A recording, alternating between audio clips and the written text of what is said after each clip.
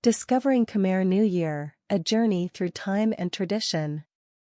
The transliteration for Khmer New Year is Chaul Chnam Thmey, literal translation, enter year new, but to wish someone a happy new year you say sursedey Chnam Thmey, literal translation, happy year new.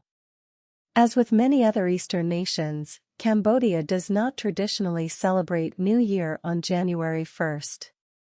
While some celebrations do occur at this time, as well as at Chinese New Year in February, Cambodia considers 2013 AD to be 2557 Buddhist Era, and the traditional day of the New Year usually falls on April 13th or 14th.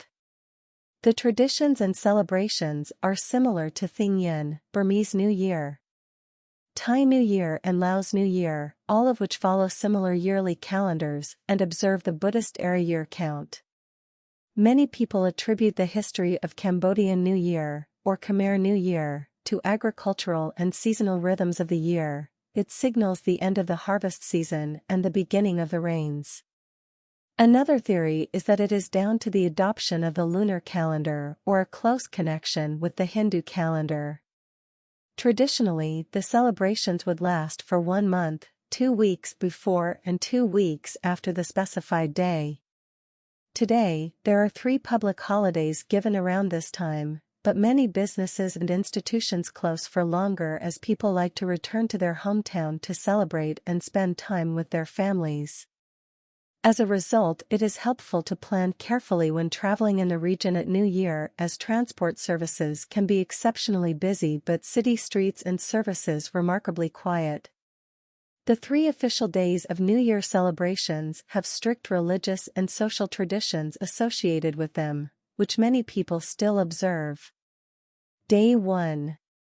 Maha Songkran. The word Songkran comes from the Sanskrit word Sankranta for movement or change.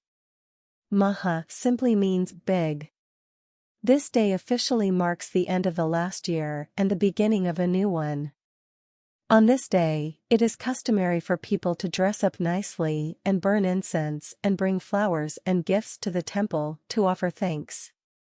It is also considered good luck to wash hands in the morning, chest in the afternoon and feet in the evening.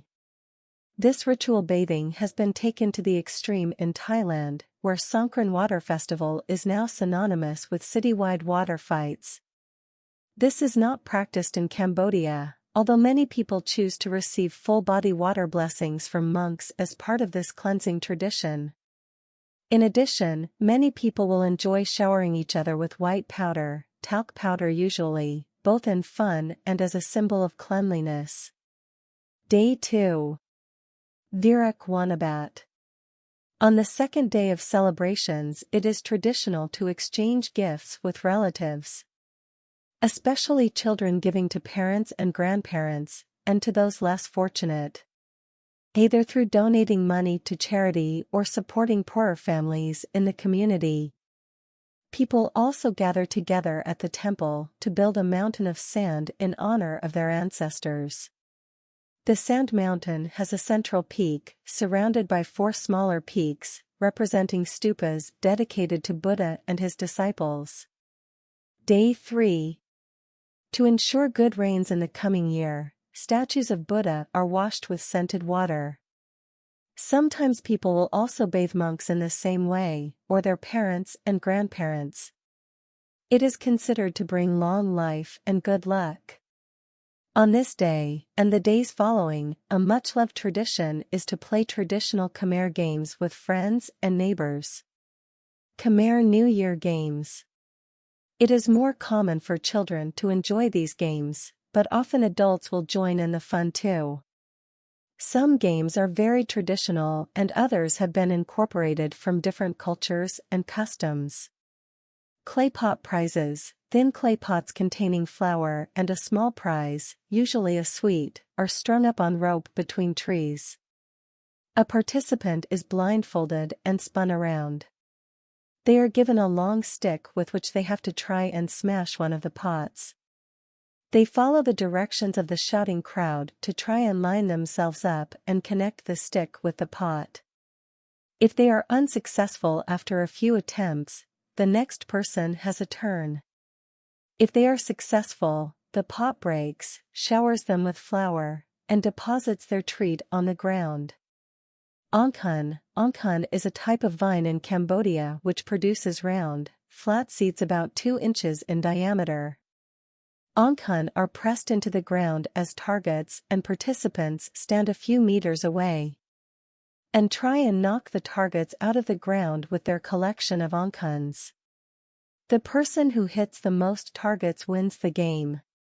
Chaul. This is a very traditional game, especially popular with children and teenagers, as it usually revolves around which boy likes which girl and vice versa. The game is played with a big group of people, between 10 and 20, split into boys and girls. The chaung is a tied-up scarf that is thrown between the two teams. The teams stand in a line, facing each other. One team throws the chaung high in the air towards the other team. If a member of the other team catches it, they then throw it very quickly at a person in the opposite team that they like. If the chaung hits the person, then the whole team, led by the person who was hit, sings and dances, and returns the chaung to the other side. After the chaung has been returned, the process starts again. Conclusion. Khmer New Year is a very special time of the year in Cambodia. Many families host parties, and hire large sets of speakers to play dance music and entertain their guests and neighbors. Businesses will often throw parties for their staff and give presents and provide food. With the tragic events of the Khmer Rouge and the following civil war still within living memory, the opportunity for spending time with family and celebrating peace, long life and prosperity is very important for many people. It is common for families to open their houses to visitors to join their celebrations. And they often are delighted to have international guests sharing in their celebrations.